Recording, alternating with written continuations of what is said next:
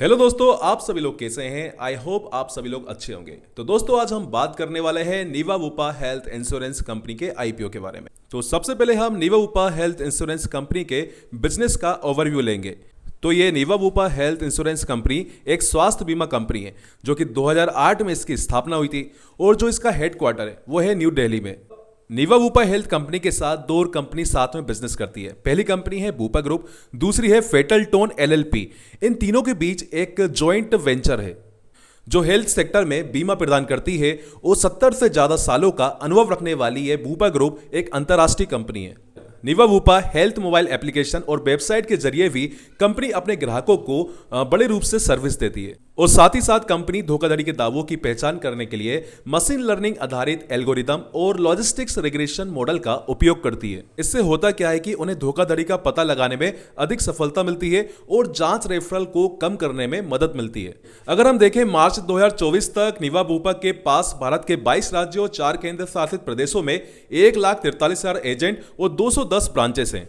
अगर हम देखें तो एचडीएफसी बैंक और एक्सिस बैंक जैसे प्रमुख संस्थानों सहित 64 बैंकों और अन्य कॉर्पोरेट एजेंटों के माध्यम से अपने प्रोडक्ट को ये डिस्ट्रीब्यूट करती है। ये वित्त वर्ष 2024 में 54,000 करोड़ रुपए के ओवरऑल हेल्थ जीडीपीआई के आधार पर भारत की तीसरी सबसे बड़ी और दूसरी सबसे तेजी से बढ़ती हुई स्टैंड लोन स्वास्थ्य बीमा कंपनी है, जो फाइनेंशियल ईयर 2022 से 2024 तक 41% की सीएजीआर से बढ़ी है। अगर हम बात करें कि भैया इस आईपीओ का जीएमपी क्या है, तो मार्केट के एक्सपर्ट्स के मुताबिक जीएमपी इसका 0 रुपए है।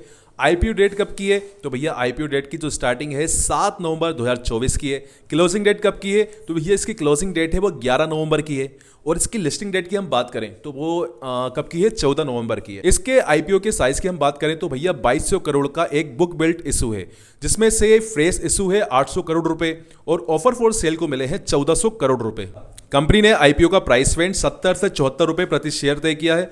लॉट साइज की हम बात करें तो 20 शेयर का लॉट साइज है। अगर हम रिटेल इन्वेस्टर्स की बात करें तो भैया इसके न्यूनतम निवेश राशि है 14,800 रुपए। आईपीओ के इशू स्ट्रक्चर की बात करें तो भैया पहला है क्यूआईबी, मतलब क्वालिफाइड इंस्टीट्यूशनल बायर्स, तो उनको मिला है 75%। रिटेल इन्वेस्टर्स की बात करें तो उनको है 10% और नॉन इंस्टीट्यूशनल इन्वेस्टर्स की बात करें तो उनके पास है 15%। आखिर हम इस कंपनी के फाइनेंशियल परफॉर्मेंस को देखें तो 31 मार्च 2024 और 31 मार्च 2023 को समाप्त होने वाले फाइनेंशियल ईयर के बीच नीवा वूपा कंपनी के रेवेन्यू में 44.05% की वृद्धि हुई है। पीएटी की बात करें, प्रॉफिट आफ्टर टैक्स, मतलब टैक्स के बाद जो प्रॉफिट हुआ है तो उसमें 552% की बढ़त देखने को मिली है। वित्त वर्ष 2024 में कंपनी का रेवेन्यू 4,118 करोड़ रुपए और प्रॉफिट आफ्टर टैक्स की बात करें तो 81 करोड़ रुपए था।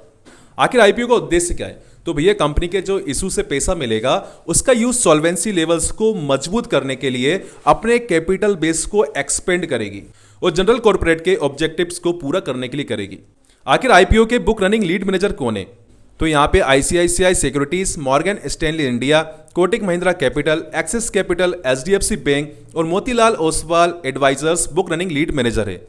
तो अब बात कर लेते हैं कि भैया आईपीओ के लिए रजिस्ट्रार कौन है, तो कैफीन टेक्नोलॉजीज लिमिटेड इस इशू के लिए रजिस्ट्रार है। अब हमने कंपनी का ओवरव्यू ले लिया है, आईपीओ की डिटेल्स भी ले ली है, तो ओवरऑल हम बात कर लेते हैं कि तो सेक्टर तो अच्छा है, प्रमोटर होल्डिंग ऑलरेडी डाउन है, ओएफएस ज्यादा है, फ्रेश इशू कम है। ओवरऑल हम बात कर लेते हैं तो कंपनी का ओवरव्यू हमने ले लिया है, आईपीओ की डिटेल्स हमने ले ली है। तो सेक्टर की बात करें तो सेक्टर अच्छा है, प्रमोटर होल्डिंग ऑलरेडी डाउन है, ओएफएस ज्यादा है और फ्रेश इशू की बात करें तो भैया ये कम है। प्राइस टू बुक वैल्यू के हिसाब से ऑलरेडी थोड़ा सा ओवर वैल्यू कम नजर आ रहा है, बट अच्छी बात क्या है, अच्छी बात यह है कि एसेट्स ग्रो कर रहे हैं। बट प्रॉब्लम क्या आ रही है कि उस टाइम ऑलरेडी 4 आईपीओ आ रहे हैं। अब इंपॉर्टेंट बात कर लेते हैं लगाने की या नहीं लगाने की, तो भैया लॉन्ग टर्म वाले अप्लाई कर सकते हैं क्योंकि सेक्टर ओवर ग्रोइंग है और यहां पर आगे जाकर जब कंपनी लिस्ट होगी, ब्रांड वैल्यू वगैरह बढ़ेगी, तब समझ में आता है कि भैया प्रॉफिट में धीरे धीरे आना शुरू कर देंगे।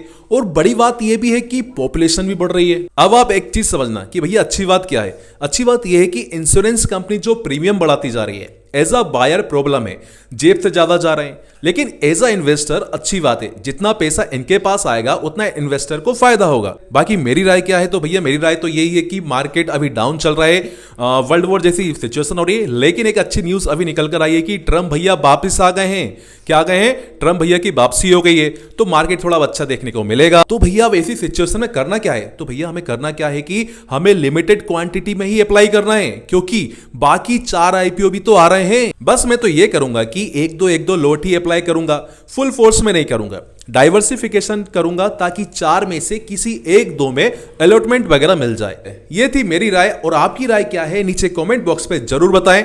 और भैया अगर वीडियो इंफॉर्मेटिव लगी हो तो चैनल को सब्सक्राइब कर लेना, अच्छी लगी हो तो लाइक कर लेना, और अपने दोस्तों के साथ शेयर करना है तो वीडियो को शेयर कर देना। फिर मिलेंगे नेक्स्ट वीडियो में ऐसे इंफॉर्मेटिव वीडियो के साथ। Bye, take care, thanks for watching this video.